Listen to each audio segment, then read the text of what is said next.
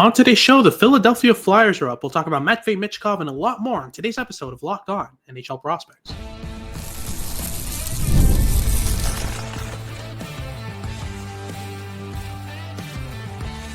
You are Locked On NHL Prospects, part of the Locked On Podcast Network.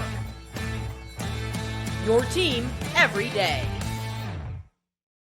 Hello, welcome back to Locked On NHL Prospects, part of the Locked On Podcast Network, your team every day. On this podcast, we break down everything prospects related for you 5 days a week, Monday to Friday. I'm Helge, QMJHL, and crossover scout for elite prospects. And on today's show, we'll be highlighting the Flyers prospects in detail. The Philadelphia Flyers have a ton of very interesting prospects at every level. We'll start at the NHL with Matvei Michkov, Tyson Forster, Jamie Drysdale, and a lot more. In the second segment, we'll talk about some of the AHL prospects with Helge Grans, Ethan Sampson, Samu Tuomala, who have been playing very well this year, and a couple more in there as well. And in the final segment, we'll talk about the prospects outside of the NHL and AHL. Oliver Bonk, Jett Luchanko, Denver Barkey, and a lot more names coming in that third segment. Before we get into any of that, though, today's episode is brought to you by FanDuel. Make every moment more. Right now, new customers can get up to $150 in bonus bets with any winning $5 moneyline bet. That's $150 if your team wins. So visit FanDuel.com/lockedon to get started.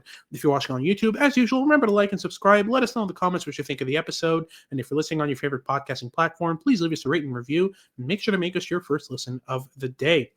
So let's get started right away here with the big name in this prospect pool, the name that put the Philadelphia Flyers in our top 5 of prospect pools in the NHL at the start of the season, Matvei Michkov. He is up to 27 points in 31 games in his rookie season, 11 goals and 16 assists for the Flyers this season. He's second on the team in points, only behind Travis Konecny, who's at 37 and 33. But yeah, Matvei Michkov has been absolutely phenomenal this year, and it comes to no surprise to anyone who's watched him at any level. He's an opportunistic scorer with a high-end release and really sound offensive IQ. He's able to anticipate play incredibly well, kind of sneak behind coverage, find pockets of space from which he can kind of break out and get a shot off. His playmaking game continues to expand. He gets more and more comfortable, hitting seams, making transition passes really accurately with every passing game. He just gets more and more comfortable in that area. Just a phenomenal scorer, a phenomenal offensive player. He remains a prospect who will still sacrifice defense for offense on some occasions, but he's gotten a lot better at playing inside structure, at becoming an effective tactical player rather than just being an outlier in terms of tactical structures. Usually what we've seen from him in his draft year and in his draft plus one in Sochi was mainly a prospect who breaks away from structures in order to create. He'll jump the zone on breakouts, get a ton of breakaways because he's really good at anticipating where the puck's going to end up, how his teammates are going to break it out, and kind of exploiting that. He's still doing that to a certain extent this year, but he's also playing really well inside structure in all 3 zones. He's able to play as an F1 or an F3. He's able to kind of play a versatile amount of a versatile kind of array of positions in the offensive zone, and that's really what's made him stand out so far this season as a forward, as a goal-scoring forward. Very effective around the net. He remains one of the best scorers, 6 feet around the net. In the prospect world. He's even gotten kind of, in my opinion, in the top 10 among players in the NHL at scoring 6 feet around the net, finding small ways to beat goaltenders in tight. He's very good at that. And that is translated seamlessly to the NHL game. So yeah, 27 points in 31 games is no knock at all. He's a phenomenal prospect, but given the level of play that Macklin Celebrini and Lane Hutchinson have showed, he's got some high-end competition at the top end of the Calder scoring race. I think Celebrini takes that award so far, based on his level of play. He's been phenomenal in all 3 zones, playing center, top-line center on a bad team and still producing incredibly well. But Michkov is phenomenal as well. We are very much, we are in a great position in the prospects world here when it comes to the prospects that are playing their first season of the NHL. It's very rare that we have 3 prospects of the quality of Celebrini, Hudson, and Michkov playing their rookie seasons all at the same time. It's been a treat to watch so far this year. And phenomenal player. The Flyers did a great job of picking him there at 7th overall. He's going to be a star. But moving on to some other prospects that are still considered, prospects and are playing some decent NHL games this year. Tyson Forster is at the top of that list. 14 points in 32 games, so not the highest level of production, but he's finding his game. He's pretty limited to a power forward role. 8 goals, 6 assists this season. He's still, driving that drop on the shoulder, doing all the things that you expect from power forwards, but he's pretty limited in terms of what he's able to bring outside of that. I think that's been the main kind of hurdle this season, but still, 14 points in 32 games isn't all that bad, and he should be able to kind of find his footing in the NHL and slowly but surely become a mainstay in an NHL lineup.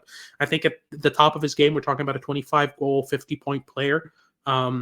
But that's still decent value there for the Flyers, especially that, his development so far hasn't been the most concrete. It has been a bit rocky over the past couple of years. I'm really glad to see Tyson Foerster finally kind of finding his footing and being an NHL player, and a bona fide one at that. We also need to talk about Jamie Drysdale. Drysdale's season has been kind of on and off. Not really the best level of production. He's only played 21 games this season, 5 points in that span. With Drysdale, I think the main issue has always been kind of the defensive aspect of the game. He's always been a phenomenal offensive player, but he's not really getting a lot of reps on the top power play. Travis Sanheim has basically stolen that spot from everyone else. His progression has been phenomenal and basically came out of nowhere. But yeah, that's kind of left Jamie Drysdale a bit down the lineup.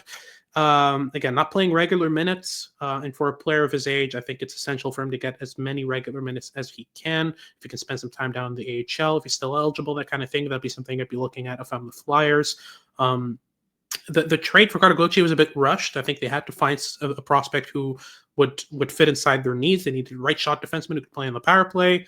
Jamie Drysdale fit that pretty well, but so far the transition over to the Flyers hasn't been the most ideal one for him. But I'm not too worried at the same time. He's still phenomenal offensively and a great skater. That combination usually finds a way to be productive. I think if he can get better on breakouts, show a bit more composure under pressure and the ability to handle physical scenarios, I think that'll kind of boost his game a ton, because that's always the hurdle when it comes to mobile offensive defensemen is how do you handle retrievals? How do you handle plays where your back is to the player, where you don't have everything in front of you, and where you have to make split decisions? Retrievals are a great example of that. So if Drysdale can get better at that, I think he's in a good position. We also need to talk about Emil Andre, who's split the season a tiny bit here between the NHL and the AHL, but played a decent amount of games, 20 games with the Philadelphia Flyers, 5 points for him in that span.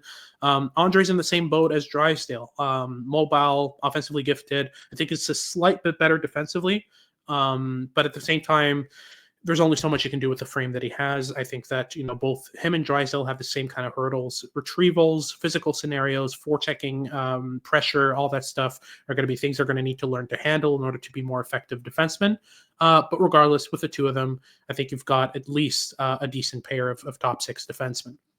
Lastly, let's talk about Alexei Kolosov, who's played 8 games so far this season with the Philadelphia Flyers, .878 save percentage. The Flyers' problem has always been in the crease. I can't remember the last time they had a decent, a really bona fide, skillful goaltender who played really good minutes for them in the crease.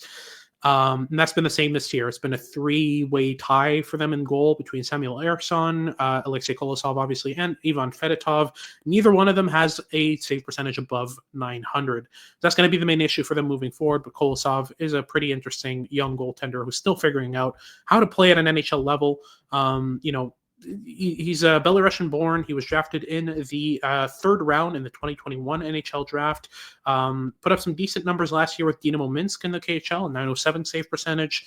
Played a couple games for Lehigh Valley, then produced all too well. Now this season, pretty much by default, is up in the NHL, but it's not really going the best for him either. So, hopefully things, the ship gets righted on that side. But for an average size goalie at 6'1", he does have the mobility. He does have the footwork in order to get post to post and make saves, but he needs to show a bit more technical ability, a bit more composure in net in order to be a more effective netminder. But that's our first segment done. We'll get into our second segment here where we talk about the Lehigh Valley Phantoms and the prospects that the Philadelphia Flyers have in their AHL system. We'll talk about Samu Tuomala, Helge, Grans, and a couple more prospects here in just a sec. But just before, a quick word from our sponsors at PrizePicks.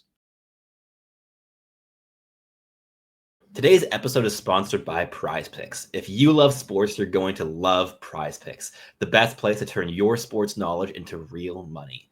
Whether it's hockey, football, or any other of your favorite sports, PrizePicks makes it easy to get in on the action. You can now win up to 1,000 times your money on PrizePicks. Plus, this holiday season, they're giving away $30+ million in rewards during Picksmas and offering 2 free picks in December. And when your picks hit, PrizePicks makes it easy to cash out. You can get your money in as fast as 15 minutes.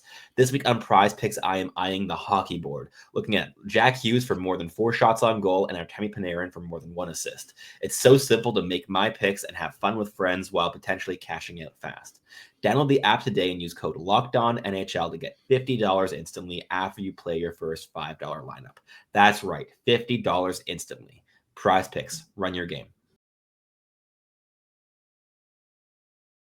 Alrighty, so moving on to our second segment here, we'll be talking about the prospects in the Lehigh Valley Phantoms AHL team there for the Philadelphia Flyers. We have a couple names to highlight here. First and foremost, I want to talk about Helge Grans, who actually got his NHL start this season with the Flyers, scored an assist in 6 games. And for the Lehigh Valley Phantoms, he's been decent, 8 points in 21 games. With Helge Grans, you've got another mobile Swedish defenseman. I don't know what they put in the water in Sweden, but all of their defensemen are incredible skaters, it seems.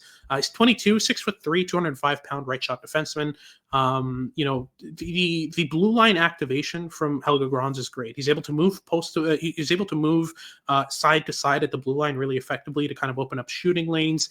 But he's also able to activate off of the blue line, get into the offensive zone, go to the dots, create that way, that kind of thing. That's been a fairly interesting development in his game.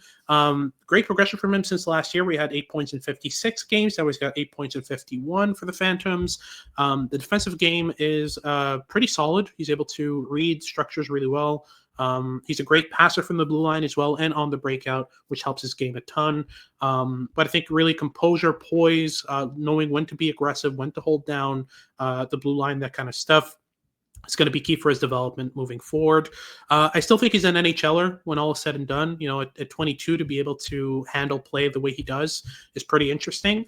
And I think that he's going to be able to develop into a bona fide NHLer. Maybe not a top-end guy, not a top 4 defenseman, but he's going to be a steady third-pair defenseman, in my opinion, for years to come. He's got the skill set for it. Now, obviously, with defensemen, you always give him a bit more time before kind of drawing conclusions on him. So I don't want to write him out completely out of a top 4 role. A lot of defensemen tend to bloom late and kind of develop later on in their careers. We're talking 23, 24, 25 years old. We've seen it with Travis Sanheim. I honestly never really thought he was going to be the type of defenseman he is right now. And he's looking like a bona fide top pair defenseman in Philadelphia right now. So never write off defensemen. You never know what's going to happen with their progression. I think that Helge Grans still has a bit of development left in the tank. But more likely than not, if in terms of immediate impact in the next 3-4 years, I'm thinking bottom pair defenseman. But if he gets into a second pair role, improves his composure, his poise on breakouts, gets more experience, he might surprise a couple people. We also need to talk about Samu Tuomala. Tuomala has been phenomenal so far this year for the Lehigh Valley Phantoms. He leads the team in points right now with 20 in 25 games, minus 15, which I think is bottom of the entire team. Indeed it is. But overall, Tuomala, it's the pace, it's the playmaking skill that still stands out with him. He's got insane speed. He's able to get up the ice with crossovers incredibly effectively. He puts defensemen on their heels, pushes back defensive structures with that speed and transition. And he's got a really accurate shot as well. That's really stood out so far this year. His playmaking skill continues to improve. He continues to add layers of deception, manipulation into his passing game. He's gotten really comfortable on the power play for the Phantoms as well. So a really interesting prospect on that side. And I really think that, among the prospects that they have in the AHL, Tuomala is the most likely to get a call-up sometime this year. He's been great this year, and I'm really curious to see how his development continues because a year or two out of his draft year, he seemed a bit disappointing. His production really wasn't standing out in Liga, which relatively is a pretty easy league to put up points in as a young player. But Tuomala wasn't able to get that done. But now so far, he's been great for the Lehigh Valley Phantoms. He's finding his game in the AHL, getting more physical, more involved on the forecheck, which bodes well for his game because with that speed, you need to be able to be effective on the forecheck. Otherwise, you're just skating up and down the ice, which isn't ideal. But he's using that speed to get to lose pucks first, to rip pucks off the boards, to create chances that way. It's been very, very interesting to watch so far for him. Also, we need to talk about Ethan Sampson, who's been pretty interesting there as a defenseman that was drafted by the Philadelphia Flyers. If you look at his production, 10 points in 25-ish games for Sampson, and 4 goals, 6 assists in that span, minus 14 as well. So he's up there with some of the worst in the team, but I think that has a lot to do with usage rather than his actual play. He's been pretty reliable from the blue line there for the Phantoms, pretty effective in all 3 zones. He's really good on the breakout. His game is really kind of centered around retrievals and breakouts, really. That's kind of the crux of what makes him effective there. He's a 6'1" right shot defenseman. The Flyers do need right shot defensemen in their system as well, and Sampson has been developing fairly well for them. So I think that there's a chance that we see him in the NHL soon. Maybe not this year, perhaps the next, but for a 21-year-old, his progression so far in the AHL has been decent, and there weren't really many signs that we're going to see a major improvement in that side. I mean, sure, he scored 60 points in 60 games with the Prince George Cougars in the 2022-23 season, but the year after that, he only had 12 points in 63 games with the Phantoms, and now this year, he's upped his production already. He's already 2 points shy of his total from last year, with a good 35, 40-ish games left on the season, so great progression from him over the years. I'm curious to see what he becomes. I really don't have much of a grasp on what type of player we're expecting him to be, but very, very interesting player with a couple of key specialties, breakouts, retrievals. Those are key elements of the NHL game, and he handles them pretty well so far at his age. Lastly, I want to talk about Alexis Gendron, a 20-year-old undersized winger who's been fairly decent since getting called up to the AHL from the QMJHL. Had a decent QMJHL career, started off with Blainville-Boisbriand, then moved over to Gatineau, and then played a half season with the Lehigh Valley Phantoms last year before being sent down to the Q again, this time playing with Drummondville and helping them win a championship. He was a key player for them in that championship run. And so far this year, he's got 9 points in 19 games in the AHL, 6 goals and 3 assists. Very effective, kind of speedy, quick offense type of player. He gets the puck in small areas and just accelerates into tight spaces and makes these small puck touches work, which is great for his size. You know, you don't want a 5'9" prospect who hangs on to the puck for too long, because that opens him up for injuries and makes him a bit less effective. But he's really good at playing quick give and goes, really good off puck instincts. He's able to get open in tight spaces and kind of create that way. So I really like his progression. I think that Gendron has a decent chance of being an effective NHLer if he continues to develop on that off puck instinct game and kind of builds his game around that. Really, really good for his career, just kind of improving that anticipation even further, kind of making that the central focus of his game. I really like these small, speedy-ish offensive forwards who are able to create in tight spaces. That's exactly what Gendron brings to the game. I've been following this kid for a decent while, and I've always been pretty impressed with the way that he plays. So him, you know, the Flyers picking him in the 7th round, at 220th overall in the 2022 NHL draft, that is great value. To find these kids. And, you know, when it comes to QMJHL forwards, undersized QMJHL forwards who are, you know, producing decently but not overwhelmingly, they rarely get picked, but Gendron was an exception, and I think the Flyers did a great job with the selection because he's already playing AHL minutes. He's already one of the leaders on the team in terms of expected points production. So I think that overall, Gendron could become something very, very interesting for the Flyers. Probably a bottom 6 forward who, chips in on the second power play, maybe. I think that's the height of what you'd expect him to become as an NHLer. But really, really decent value there from the Flyers. Him playing AHL minutes, full-time AHL minutes at 20 is a great sign for where he's going with his career. That's our second segment done. We'll get into our third segment here, where we talk more about the prospects outside of the NHL and AHL. We have a long list of guys to talk about. Oliver Bonk, Jett Luchanko, Denver Barkey, who's been absolutely phenomenal this year for London. We'll talk about all of those prospects. And just before, a quick word from our sponsors at FanDuel. Get ready to tackle the NFL action with FanDuel, America's #1 sportsbook. Because right now, new customers can bet $5 and get $150 in bonus bets if you win. The FanDuel Sportsbook app gives you everything you need to place live bets on the NFL all in one place. So when you get a hunch in the middle of a game, you can check out the latest stats, view live play-by-play, and so much more on the exact same page where you place your bets. Whether you want to take those swings on the NFL and American football, or perhaps you prefer European football with the Champions League going at full throttle at this point, or maybe you prefer tennis or golf, whatever it may be, FanDuel has a sport for every single kind of sports fan, and that includes hockey, so this podcast is not being forgotten anywhere. That's FanDuel.com if you join today. You'll get started with $150 in bonus bets if you win your first $5 bet. That is at FanDuel.com. Never waste a hunch and make every moment more with FanDuel, an official sportsbook partner of the NFL. Alrighty, so let's close things off here with our final segment. We'll be talking about the prospects of the Philadelphia Flyers playing outside of the NHL or AHL, and I think this conversation starts with the three boys from the OHL. Oliver Bonk, Jett Luchanko, and Denver Barkey. And let's start with Oliver Bonk, because his game has really taken off this year with the London Knights. He's obviously playing behind Sam Dickinson in the pecking order on the power play, but he's playing the defensive minutes on that team. He's got 21 points in 24 games, but don't be fooled by the point totals. Bonk has been very, very reliable this year, and he's progressed in the areas that I wanted to see from him. I know he's got offensive skill. I know he's got a bomb of a shot. I know he's physical and aggressive defensively. I wanted to see improvements in three areas: breakouts, retrievals, composure. That's exactly what we've seen so far from Bonk this season. He's gotten a lot more poised and calm when retrieving the puck behind his net and breaking it out of the zone. The poise that he's shown in the offensive zone as well. He's not just rifling pucks from everywhere. He's hanging on to them for a split second, waiting for lanes to open, waiting for structures to shift on one side of the ice before shooting.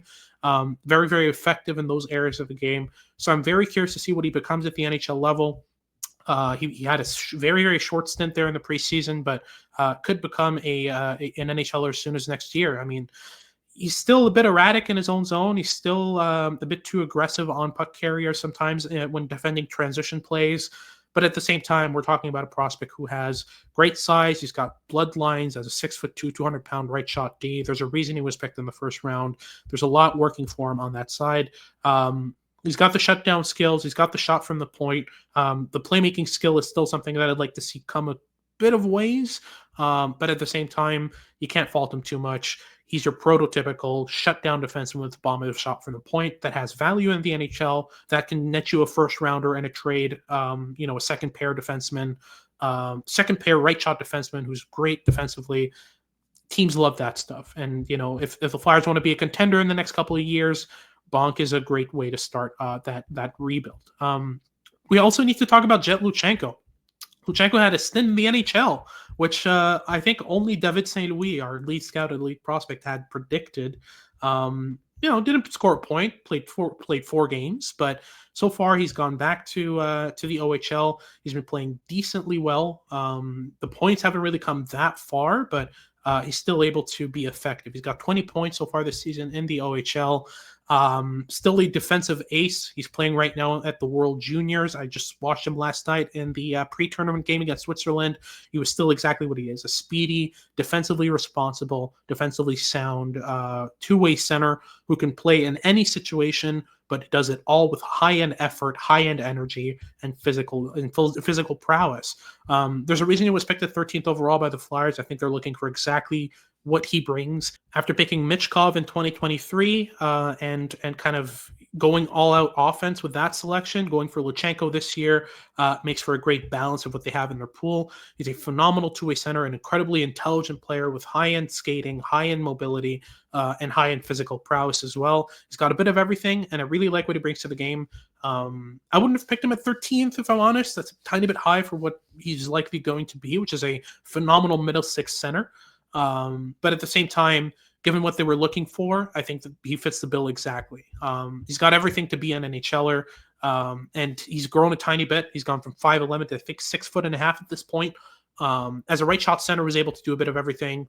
Great selection. Still very much playmaking oriented, but he's improved his ability to shoot inside of contact, shoot inside of motion, and be able to get some pucks on net, which is great for his progression as well. He's turning more and more into a dual threat two-way center, which those guys very rarely miss. I think at the very, very least, you've got a third-line center out of Luchanko, and at the best, you've got one of the most reliable defensively sound second-line centers in the NHL. I think this was a good selection at the end of the day. We also have to talk about Denver Barkey, a prospect that I've been a major fan of for the longest time. And Barkey has been on absolute fire this season for the London Knights in the OHL. He's been their leader. Him and Easton Cowan have continued to be the twins, as they're called in the league. He's got 32 points in 25 games so far for the London Knights. He continues to be an incredibly effective, incredibly aggressive offensive forechecker. He's got that dog in him, and very, very aggressive on the forecheck. Really like to watch him kind of hunt down defenders and just pry pucks off of them, bully them despite his 5'10", 160-pound frame. Very, very aggressive player. And his playmaking has always been the major standout offensively. He's so good at finding passing lanes, at exploiting defenders' triangles, at opening up the offensive zone with deception, manipulation, blended into his passing skill. And he's got a wide array of passes that he can hit.